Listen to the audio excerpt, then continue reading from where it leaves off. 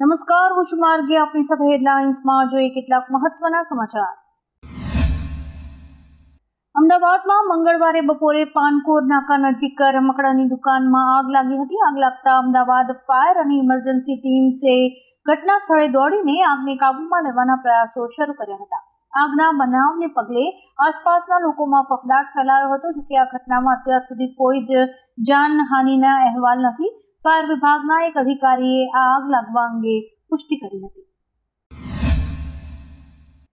આજથી સમગ્ર દેશમાં વકફ કાયદો અમલમાં આવી ગયો છે. કેન્દ્ર સરકારે કાયદાના અમલીકરણ અંગે એક જાહેરનામું બહાર પાડ્યું છે. જો કે આ કાયદાને સુપ્રીમ કોર્ટમાં પડકારવામાં આવ્યો છે, જેની સુનાવણી 15મી એપ્રિલે થઈ શકે છે. અહીં કેન્દ્ર સરકારે સુપ્રીમ કોર્ટમાં કેવિયેટ દાખલ કરી છે અને માંગણી કરી છે કે સરકારનો પક્ષ સાંભળ્યા વગર કોઈ પણ આદેશ પસાર ન કરવો જોઈએ. રાજ્યના જળ સંપત્તિ મંત્રી કુંવરજી બાવળિયાએ જણાવ્યું કે ઉનાળામાં પાણી માટે વલખા નહીં મારવા પડે. હાલની સ્થિતિએ સરદાર સરોવર સહિત રાજ્યના 207 જળાશયોમાં કુલ સંગ્રહ શક્તિના 57% વધારે જળ સંગ્રહ છે.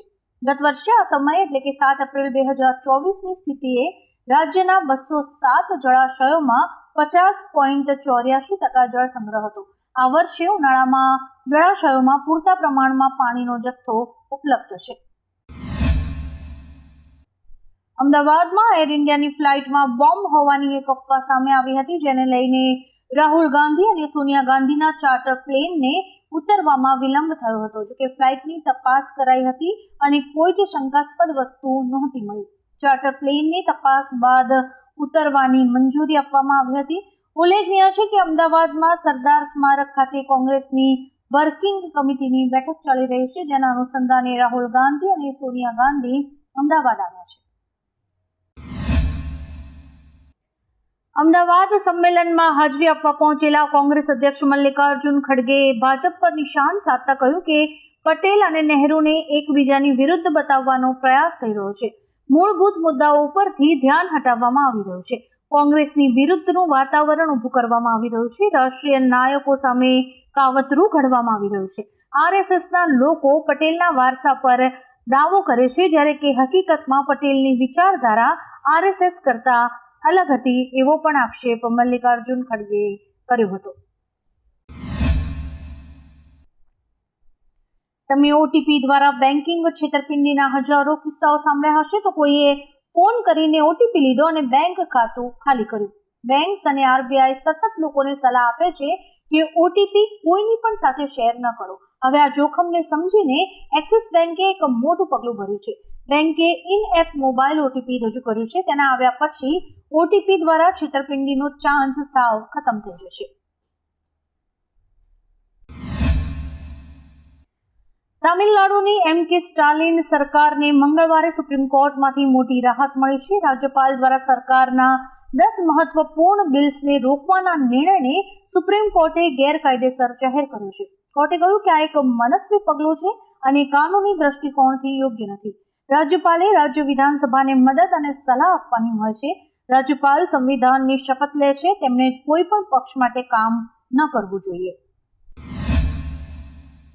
છેલ્લા 3 દશકાથી ગુજરાતમાં ભાજપનું રાજ ચાલે છે. રાજ્યમાં કોંગ્રેસ પક્ષ નથી જીતતો, તે પાછળ ઘણા કારણો જવાબદાર છે. દરમિયાન અમદાવાદમાં આજે કોંગ્રેસનું રાષ્ટ્રીય અધિવેશન યોજાયું છે. તે કોંગ્રેસને સત્તા મેળવવા માટે એક નવી આશાનું કિરણ આપી શકે છે.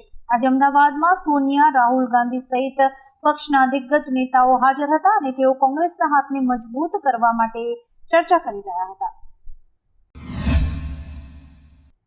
રાજ્યમાં જ્યાં એક તરફ કોંગ્રેસનું અધિવેશન ચાલી રહ્યું છે, ત્યાં બીજી તરફ અંકલેશ્વરમાં કોંગ્રેસના 50 કાર્યકરોએ પૂર્વ સાંસદ રંજનબેન ભટ્ટની ઉપસ્થિતિમાં ભાજપમાં પ્રવેશ કર્યો છે.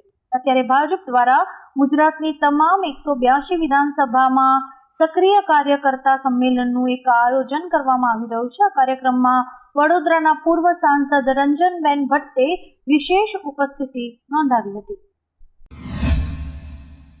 અમેરિકા અને ચીન વચ્ચે ટેરિફને લઈને ટ્રેડ વોરની શક્યતાઓ વધી ગઈ છે. ટ્રમ્પે સોમવારે ફરી ચીન પર બુધવારથી 50% વધારાનો ટેરિફ લાદવાની ધમકી આપી છે. આ અંગે ચીને કહ્યું કે અમેરિકા ટેરિફ લાદીને એક પછી એક ભૂલો કરી રહ્યું છે. આ ધમકી અમેરિકાના બ્લેકમેઇલિંગ વલણને છતી કરે છે અને ચીન ક્યારેય આ વાત નહીં સ્વીકારે. જો અમેરિકા પોતાની ઈચ્છા પ્રમાણે ચાલશે તો ચીન પણ અંત સુધી લડવા માટે તૈયાર છે. આંધ્રપ્રદેશના નાયબ મુખ્યમંત્રી પવન કલ્યાણના નાના પુત્ર માર્ક શંકર સિંગાપોરની એક શાળામાં આગ દુર્ઘટનાનો ભોગ બન્યો છે. તેમની સિંગાપોરની એક હોસ્પિટલમાં સારવાર ચાલી રહી છે. પવન કલ્યાણ સિંગાપોર જવા રવાના થયા છે અને તેમણે તેમના આગામી તમામ કાર્યક્રમો રદ કર્યા છે. અત્યાર સુધી મળેલી માહિતી અનુસાર માર્કને હાથ અને પગમાં ઈજા થઈ છે અને ધુમાડાને કારણે પણ વધારે તકલીફ થઈ હતી. આજે ફરી એકવાર જમ્મુ અને કાશ્મીર વિધાનસભામાં વકફ કાયદા પર ચર્ચાની માંગણીને લઈને હોબાળો થયો છે. હોબાળા વચ્ચે પીડીપીએ ગૃહમાં એક નવો ઠરાવ રજૂ કર્યો છે, જેમાં કેન્દ્ર સરકારને વકફ સુધારા કાયદાને રદ કરવાની વિનંતી કરાઈ છે.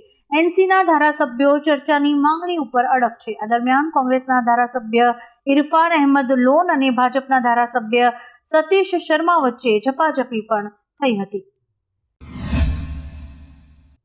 જયપુરના નાહરગઢમાં નશામાં ધૂત એક કાર ચાલકે 10 લોકોને કચડ્યા છે, જેમાં એક મહિલા સહિત 3 લોકોના મોત થયા છે, જ્યારે કે અન્ય 7 લોકો ગંભીર રીતે ઘાયલ થયા છે. ઘાયલોને હોસ્પિટલમાં દાખલ કરવામાં આવ્યા છે. કાર ચાલકે ભાગવાનો પ્રયાસ કર્યો, પરંતુ સ્થાનિક લોકોએ તેને પકડી લીધો હતો. આ ઘટના નજીકમાં લાગેલા સીસીટીવીમાં કેદ થઈ ગઈ હતી. કાર ચાલકે નશાની હાલતમાં 7 કિલોમીટર સુધી બેકાબુ બનીને ગાડી ચલાવી હતી. જયપુરમાં હિટ એન્ડ રનની ઘટના બાદ લોકોમાં ભારે ગુસ્સો છે. નાહરગઢમાં મોટી સંખ્યામાં લોકોએ વિરોધ કર્યો હતો. લોકોએ રસ્તો પણ બ્લોક કર્યો હતો. દરમિયાન આગચંપી પણ કરાઈ હતી. બજાર બંધ કરી દેવાયું હતું અને વિસ્તારમાં ભારે પોલીસ બંદોબસ્ત ગોઠવાયો હતો. પ્રદર્શનકારીઓએ આ અંગે વળતરની માંગણી કરી છે. આ ઘટનામાં 3 લોકોના મોત થયા છે, જ્યારે કે 7 લોકો હોસ્પિટલમાં દાખલ છે અને આરોપી ડ્રાઈવરની પણ ધરપકડ થઈ ચૂકી છે. ગુજરાતમાં આગ વરસાવતી ગરમી યથાવત છે. રાજકોટમાં તાપમાન 44.2 ડિગ્રી રહેતા સામાન્ય કરતા 5.2 ડિગ્રીનો વધારો નોંધાયો છે. અમદાવાદમાં પારો 42.9 ડિગ્રી રહ્યો હતો. હવામાન વિભાગે આગાહી કરી છે કે આગામી 3 દિવસમાં રાજકોટમાં તાપમાન 45 ડિગ્રી તથા અમદાવાદમાં 44 ડિગ્રી થઈ શકે છે. 8મી એપ્રિલે કચ્છ સહિત 7 જિલ્લામાં રેડ એલર્ટ જાહેર કરાયું છે અને જનતાને સાવચેત રહેવાની સૂચના અપાઈ છે. પંજાબમાં કેટલાક અજાણ્યા શખ્સોએ ભાજપના વરિષ્ઠ નેતા અને પંજાબના ભૂતપૂર્વ મંત્રી મનોરંજન કાલિયાના ઘર ઉપર ગ્રેનેડથી હુમલો કર્યો હતો. જોકે આ વિસ્ફોટમાં નેતાને કોઈ પણ ઈજા નથી થઈ. તેમનો આરોપ છે કે ઘટનાની જાણ કરવા પોલીસને ફોન તો કર્યો, પરંતુ કોઈએ ફોન ઉપાડ્યો નહીં. ખાસ વાત એ છે કે આ હુમલો પોલીસ સ્ટેશનથી થોડેક જ દૂર થયો હતો. પોલીસ અને ફોરેન્સિકની ટીમ આ મામલે તપાસ કરી રહી છે. બાંગ્લાદેશની વચગાળાની સરકારના મુખ્ય સલાહકાર ડોક્ટર મોહમ્મદ યુનુસનું ભારત વિરોધી વલણ ચાલુ જ છે. યુનુસ સરકારે વ્યૂહાત્મક સ્થળોએ મહત્વપૂર્ણ પ્રોજેક્ટ્સ ચીન અને પાકિસ્તાનને સોંપી દીધા છે. બાંગ્લાદેશે ભારતના કોલકાતાથી માત્ર 200 કિલોમીટર દૂર આવેલા મોંગલા બંદરના વિસ્તરણની જવાબદારી ચીનને સોંપી છે, તો ભારતના સિલિગુડી કોરિડોરથી 120 કિલોમીટર દૂર આવેલા એરબેઝ પર પાકિસ્તાનની દખલ પણ વધી છે. સુપ્રીમ કોર્ટે સોમવારે ચૂંટણીમાં 100% વીવીપેટ સ્લીપની મેન્યુઅલ ગણતરીની માંગ કરતી અરજીને ફગાવી દીધી હતી. અરજદાર હંસરાજ જૈને માંગણી કરી હતી કે ઈવીએમની સાથે તમામ વીવીપેટ સ્લીપની 100% મેન્યુઅલ ગણતરી પણ થવી જોઈએ. આ ઉપરાંત મતદારને કાપલી તપાસવાનો પણ અધિકાર મળવો જોઈએ. કોર્ટે આ મુદ્દા પર નિર્ણય કરતા કહ્યું કે આ અંગેનો નિર્ણય પહેલા જ આપી દેવામાં આવ્યો છે, તેથી ફરીથી સુનાવણીની કોઈ જ જરૂર નથી. આમ 100% વીવીપેટ ગણતરીની અરજી સુપ્રીમ કોર્ટે ફગાવી દીધી છે. પોર્ટુગલના લિસ્બન શહેરમાં આયોજિત એક કાર્યક્રમમાં રાષ્ટ્રપતિ દ્રૌપદી મુર્મુને સ્થાનિક સન્માન કી ઓફ ઓનર આપવામાં આવ્યું હતું. આ સમારોહમાં રાજદારી કોર્પ્સ અને ઇન્ડો પોર્ટુગીઝ સમુદાયના પ્રતિનિધિઓ સહિત ઘણા પ્રતિષ્ઠિત નાગરિકોએ હાજરી આપી હતી. આ પ્રસંગે રાષ્ટ્રપતિએ કહ્યું કે હું પોર્ટુગલની મારી પહેલી રાજ્ય મુલાકાત ઉપર ખૂબ જ ખુશ છું. આ ઉષ્માભર્યા સ્વાગત માટે હું શહેરના લોકોનો આભાર માનું છું. મુંબઈમાં 26/11/2008ના રોજ થયેલા આતંકવાદી હુમલાના આરોપી તહવ્વુર રાણાને ભારત લાવવામાં આવશે. યુએસ સુપ્રીમ કોર્ટે રાણાના પ્રત્યાર્પણને રોકવા માટેની અરજી ફગાવી દીધી છે. રાણાએ પોતાના પ્રત્યાર્પણ પર રોક લગાવવા માટે એક અરજી કરી હતી. હવે રાણાનો ભારત આવવાનો માર્ગ મોકળો થઈ ગયો છે. ઉલ્લેખનીય છે કે તે પાકિસ્તાની મૂળનો કેનેડિયન નાગરિક છે અને અત્યારે લોસ એન્જલસના મેટ્રોપોલિટન ડિટેન્શન સેન્ટરમાં બંધ છે. આવા જ કેટલાક રસપ્રદ સમાચારો નિહાળવા માટે અમારી યુટ્યુબ ચેનલને લાઇક, શેર અને સબસ્ક્રાઇબ કરો અને જોતા રહો હેડલાઇન્સ.